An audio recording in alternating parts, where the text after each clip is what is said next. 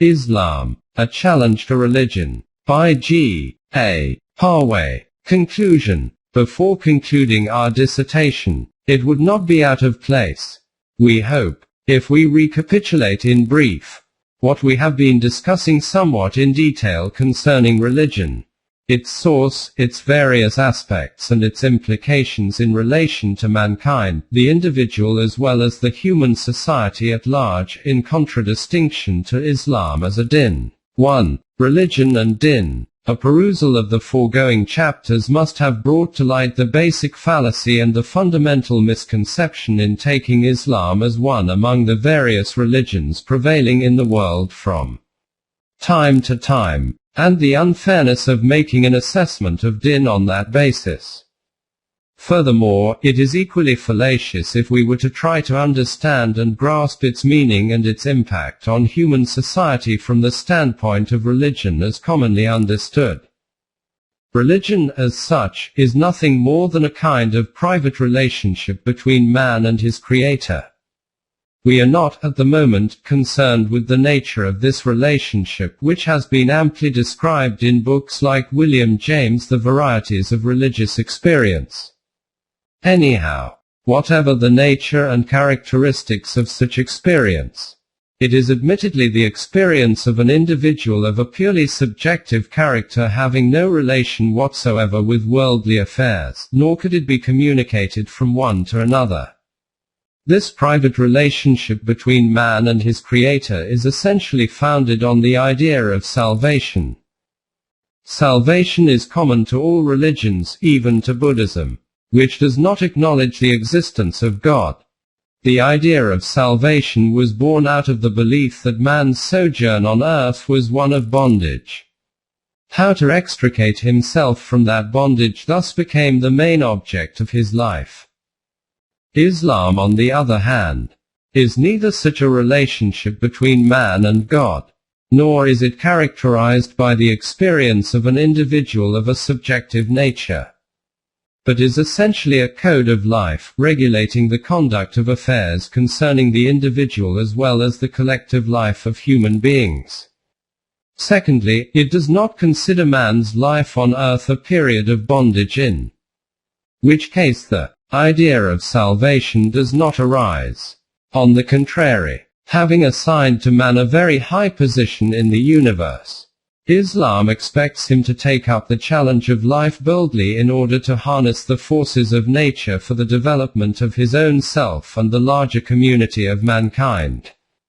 The fallacy of considering Islam a religion springs from the fact that absolute faith in God is of fundamental importance to it, as it is supposed to be more or less so in all religions, past and present, but it is not only that faith in God that should serve as a criterion in arriving at a correct estimate of one or the other.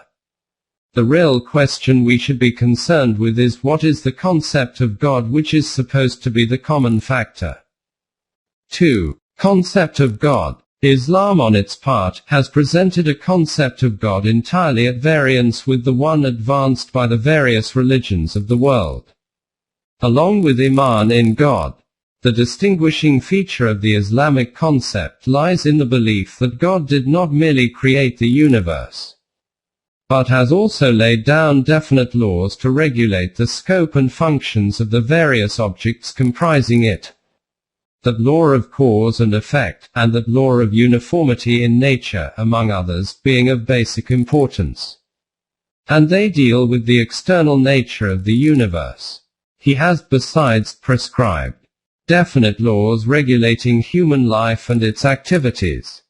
The knowledge of the divine laws relating to the external universe is derived from a close observation of nature, scientific experiments and discoveries, but not so in the case of laws relating to human life and the regulation of its conduct, which are communicated only through revelation to the Rusul and conveyed by them as messengers of God to mankind. It is this wherein Islam as a din also distinguishes itself from the material concept of life, which takes no cognizance of the divine guidance by means of revelation.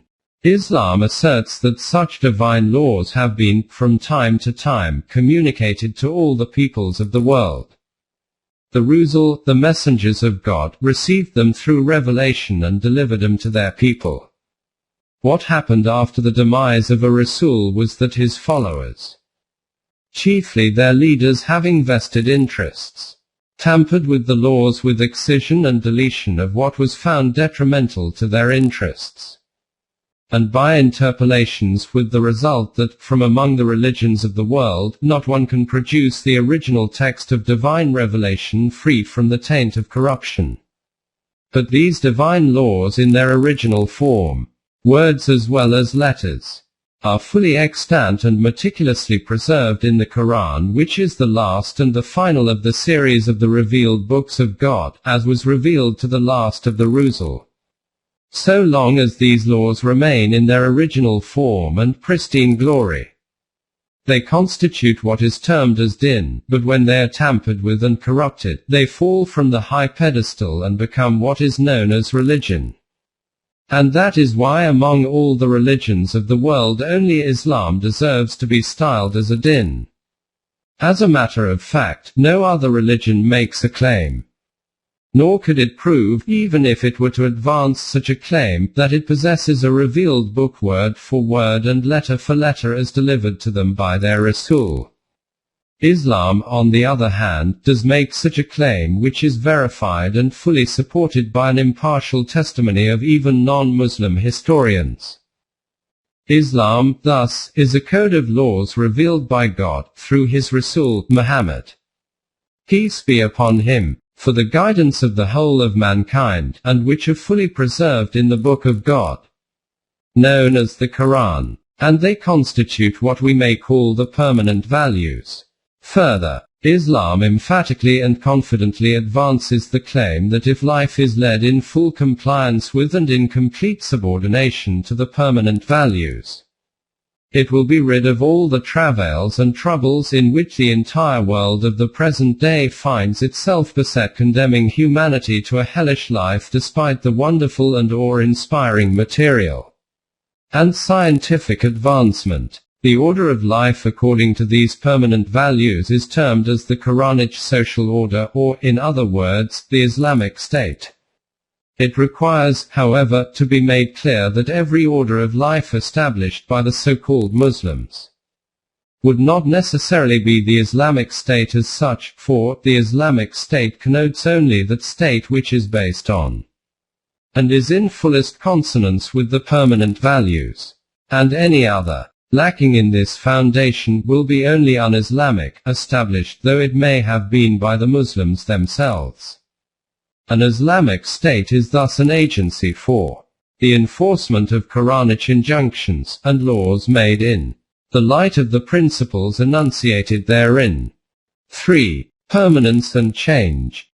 It should not, however, be misunderstood that the laws thus framed are rigid and hidebound with hardly any scope for progress or wanting in meeting out the exigencies of the ever-changing conditions of life in the progressive world. In fact, the Islamic State is fully authorized, after mutual consultations, to legislate within the framework of the permanent values, to provide for the needs of the time, and the body of laws thus promulgated could be altered and amended when necessary to suit the circumstances prevailing at a given time, with this essential proviso that in no circumstance shall the framework of the permanent values be disturbed or interfered with.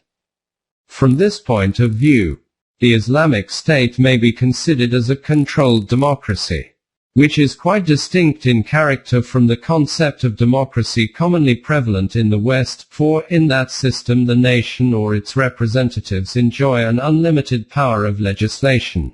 4. Human personality. Another basic point of distinction between the material concept of life and that of Islam is that, while in the former the life of a human being is circumscribed by and limited merely to man's physical existence in this world and is disintegrated and gets extinct with death, in the latter, the human body develops, flourishes, and eventually disintegrates under physical laws. But there is something else in man besides his body, that is, his self or personality, which is neither physical in its constitution nor is it subject to the physical laws as such. It is endowed to every human child in like measure at his, but it is only in an undeveloped form. To develop it to its full maturity and to give a perfect and balanced shape is the goal of all human exertions. Every act of his performed in full compliance with the permanent values contributes to its development, and whatever is done against these values retards this process and weakens the self. An act, it should be noted, includes the thought and intent as well. The self or personality, thus developed, easily sustains the shock of death and survives the disintegration and dissolution of the physical entity, and goes on developing further, passing through more evolutionary stages, which we may call the hereafter, or the life after death. The idea that not only the actual deeds of a human being but his thoughts and intentions as well act upon the human personality is what we call the law of retribution, which is as inexorable and as immutable as the laws of nature. From the foregoing it must have become clear that whoever believes in self or the human personality needs no supervision of the police or directives from a court of law to persuade him to act in full consonance with the permanent values and lead a life in accordance with the principles emanating therefrom. For such a man acts upon them of his own choice and accord, and scrupulously avoids other trends that go against them. Fully conscious as he is that such a course of conduct is conducive to his own good and welfare, he willingly and ardently desires to pursue it. It is only such people, therefore, as bring about and establish the Quranic social order, believing, as they sincerely do, in the efficacy and well-being resulting from such an order of life. And it is they who are entrusted with the task of modeling the society according to that order. The permanent values have been referred to several times in the foregoing chapters. Here we make a mention again of some of the more fundamental and basic ones, so as to demonstrate how individuals leading their lives in accordance therewith embellish and adorn not only their own character but of others as well, and how highly prosperous, peaceful and contented is that society in which these values operate consistently and predominantly. How implicit a trust with sentiments of well-wishing other individuals and communities that come into contact will repose in them, and how an era of peace and prosperity will be ushered in when these values become universally recognized and acted upon. In fact, the very life of Jannah on the earth, to usher in such an era, in short, is the ultimate aim of Islam. 5. Permanent values. Now let us mention some of the more fundamental permanent values, summed up in brief, needing little excuse for repetition. 1. Respect for humanity in general. The very fact that every human child at his birth is equally endowed with a self or personality entitles every individual as a human entity to equal esteem and respect. And no distinction whatsoever should therefore be allowed to the incidence of birth, family, tribe, race or community, nationality, religion or sex, for, says the Quran, verily we have honored all children of Adam equally. 1770. 2. The criterion of a high position in society. The intrinsic value of every individual human being is uniformly equal, but the criterion for determining the relative position and status of every individual rests on his own personal merits and character. And for all there are ranks according to what they do. 46. 19. And the principle underlying is this: the noblest of you in the sight of Allah is the best in conduct. 49. 13. 3. Unity in humanity. All human beings, according to the Quran, are the members of one brotherhood and branches of the same tree. Mankind is one community. 2. 213. Racial distinction or dividing mankind into different compartments of communities and nations by drawing lines on the globe is antagonistic to the very idea of humanity as a single entity, and is against the intents and purpose of nature. There is only one criterion for a division and no other: that those who believe in the permanent values are members of one community, and those who care not for them and lead their lives against them, go to the other division of a different community, as is said in the Quran. He it is who created you as human beings, but one of you rejects the permanent values, and another believes in them, so this is the only line of demarcation. 64. 2. 4. Human personality implies responsibility. It means to say that every human being will be held responsible for his own actions, rewards as well as retribution, which none else will share. Says the Quran, whoever commits a crime commits it against his own self. 4. 111. And no other will be held responsible for it. No bearer of a burden bears another's burden. 53. 38. This makes it quite clear that the notions of original sin, or intercession, or penance, have no room whatsoever in Islam. That one should be made responsible for one's own deeds is therefore a permanent value according to the Quran. 5. Freedom. According to the Quran, every human being is born free, and therefore should ever remain free. And freedom means that none, whosoever he may be, can extort obedience from another human being.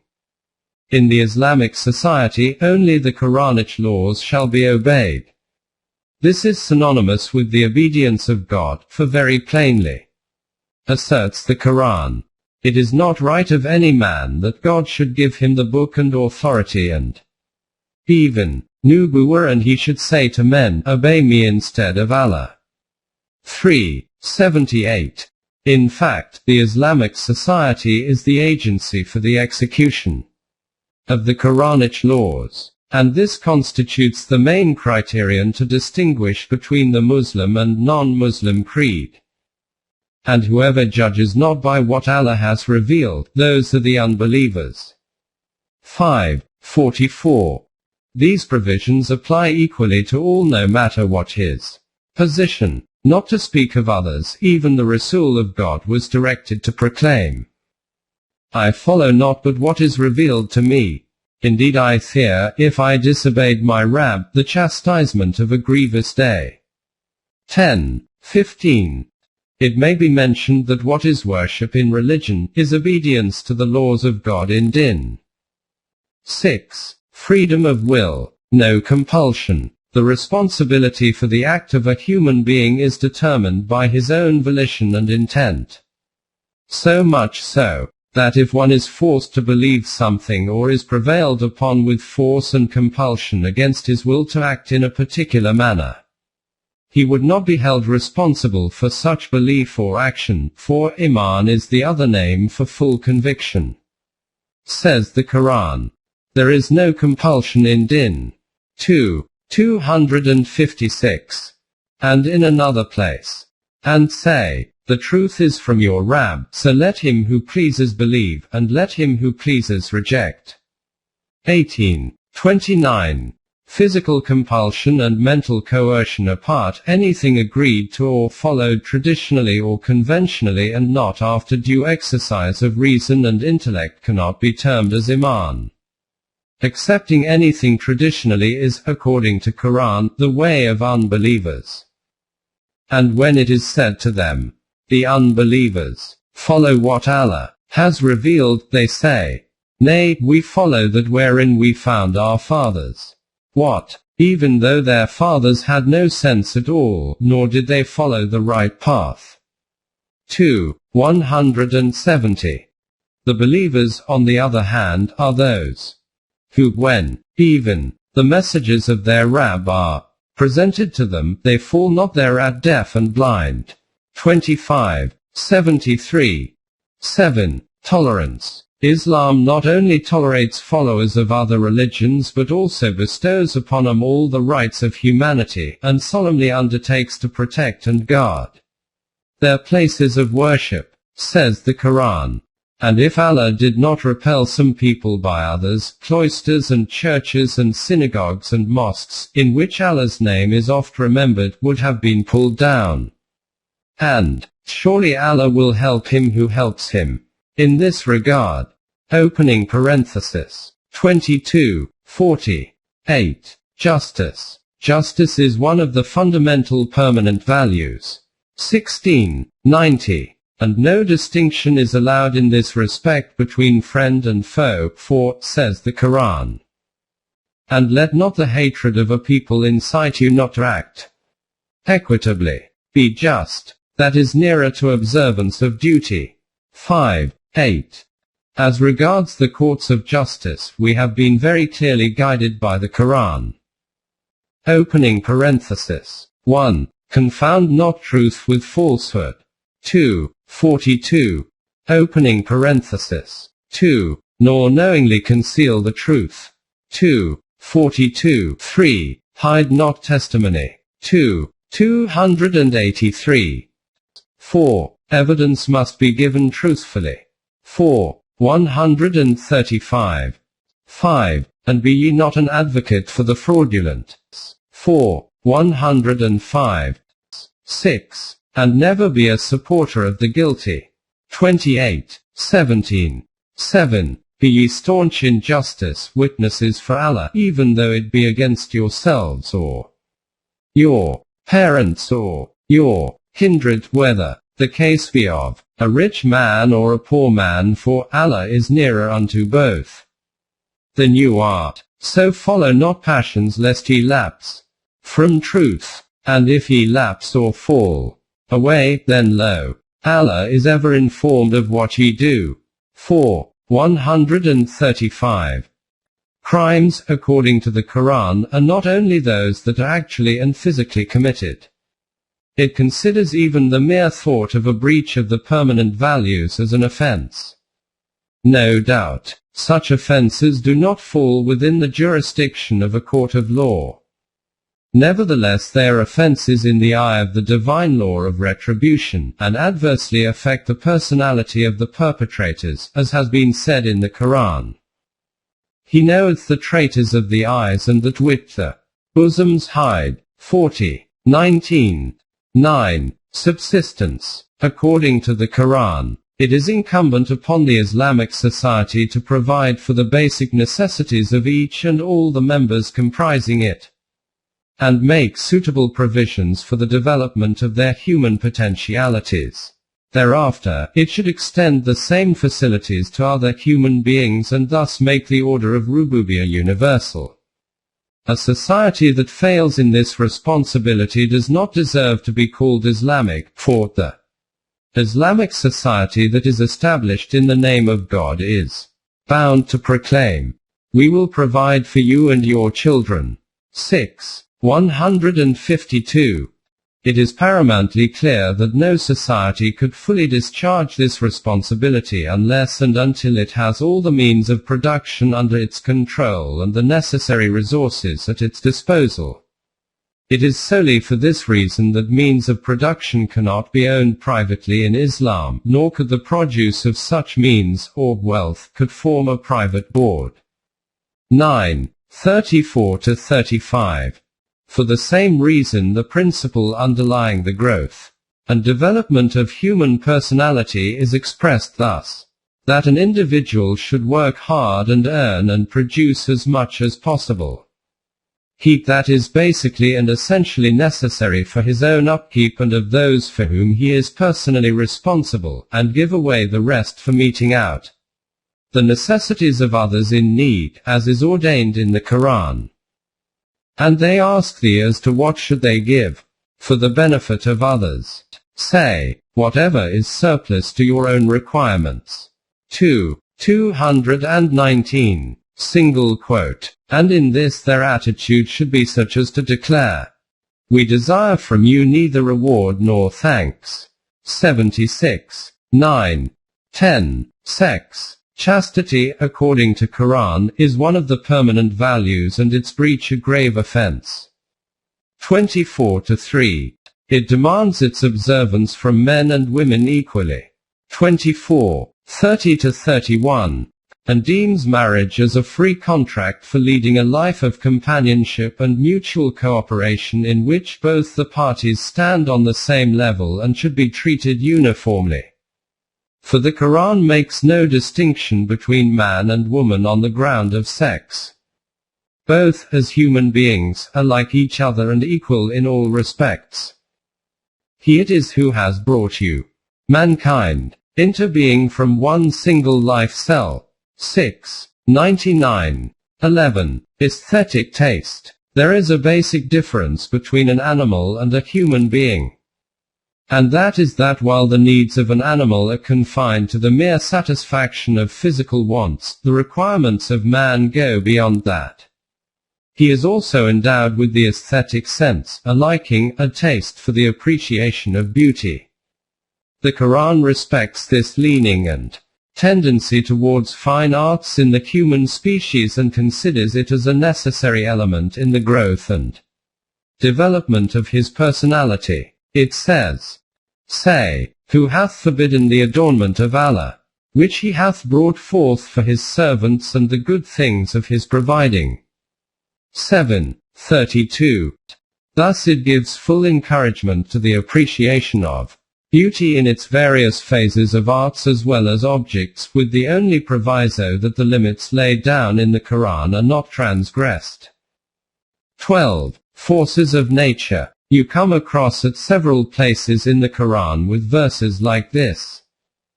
And he has made subservient to you whatsoever is in the heavens and whatsoever is in the earth, all from himself. 45:13. That is why Islam demands from us to subdue and harness the forces of nature with the sole object of utilizing them in consonance with the permanent values for the benefit of the entire humanity. And never for destructive purposes, for the basic principle underlying this is only that survives in the earth which is beneficial for entire mankind.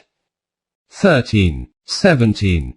We have narrated above some of the basic values conveying the fundamental importance in human activity which have not only to be meticulously observed but to be carefully safeguarded by the Islamic society against their breach and violation. The Quran does not ignore or neglect.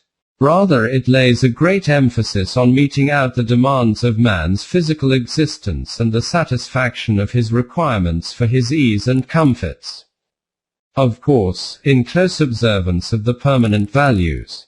If the needs of his physical life and other requirements are both satisfied in harmony and accord with the permanent values, no difficulty or a problem as such arises. When there is a tie or an apprehension of a clash between the two, the Islamic view of life will then, as a matter of course, give preference to the maintenance of and compliance with the permanent values, for therein lies the loftiness of the human character. This way of life greatly contributes to the development and well-being of the human self. In the material concept of life, on the other hand, the be-all and end-all of the entire human effort and activity is merely the satisfaction of the physical wants in luxury and plenitude without the least idea of the permanent values playing any role at all. This attitude is abhorrent to Islam. Far from agreeing to accept it, Islam will, in no circumstances, even compromise with the material concept. Further, the otherworldly view of religion, preaching contempt of the worldly life and its enjoyment and ignoring the physical wants, is equally unacceptable and hateful in its eyes. 6. Comparison. A comparative study of religion or madhab and din should help us understand the vital and fundamental characteristics of each and the differences between the two. 1. Madhab is merely some sort of subjective experience and is concerned only with the so-called private relationship between God and man. Din is an objective reality and a system of collective life. 2. Every follower of a madhab is satisfied that he has established a communion with the Almighty, and the objective of each individual is his own salvation. The aim of din, on the other hand, is the welfare and progress of all mankind, and the character and constitution of a society indicates whether or not it is founded upon the divine law. 3. Madhab does not afford us any objective criterion by which we could determine whether or not our actions are producing the desired results. In a social order governed by din, the development of a collective and harmonious life correctly indicates whether or not the people are pursuing the right course. 4. Madhab is hostile to scientific investigation and is an adversary of reason, so that it could flourish unhampered with the aid of a blind faith. Din helps in the development of human reason and knowledge, allows full freedom to accept or reject on the basis of reason and arguments, and encourages investigation and discovery of all the natural phenomena to illumine the path of human life and its advancement in the light of the permanent values. 5. Madhab follows the susceptibilities and prejudices of men and pampers them. Din seeks to lead men to a path of life that is in harmony with the realities of life. 6. In every age, therefore, madhab sets up new idols and mumbo-jumbos in order to keep the people's attention away from the real problems of life. But din is rational and radical. It breaks all idols, old and new, and is never variable in its principles. 7. Madhab induces a perpetual sense of fear in the minds of men and seeks to frighten them into conformity, while din treats fear as a form of polytheism and seeks to make men courageous, daring and self-reliant. 8. Madhab prompts men to bow before every seat of authority and prestige, religious as well as temporal. Din encourages man to walk about with his head erect, and attain self-confidence. 9. Madhab induces man to flee from struggle of life, but din calls upon him to face the realities of life squarely, whatever the hazards. 10. Madhab treats the world of matter with contempt and calls upon man to renounce it. It promises paradise only in the hereafter as a reward for the renunciation of the material world. Din, on the other hand, enjoins the conquest of matter and leads man to immeasurable heights of attainment. It exhorts him to seek well-being and happiness in this world as well as felicity in the life hereafter. 11. Madhab encourages belief in fatalism, and this tends to dissuade man from active life and self-development. Din gives man power to challenge fate, and provides energy for a life of activity and self-development. 12. Madhab seeks to comfort the weak, the helpless and the oppressed with the belief that the affairs of this world are governed by the will of God and that its acceptance and resignation helps to endear them to God.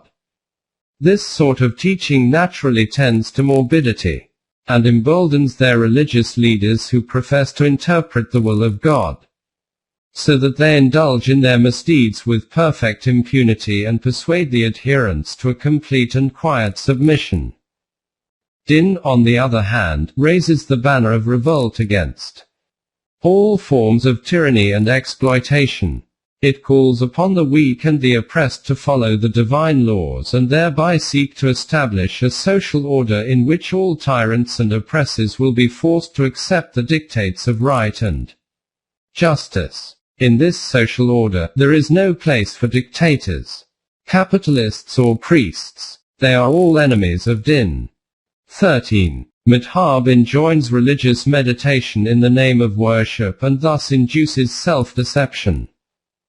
Din exhorts men to assert themselves and struggle perpetually for the establishment of the divine social order and its betterment when attained. Worship in din really means obedience to the laws of God. 14. Madhab frowns and sneers at all things of art and beauty.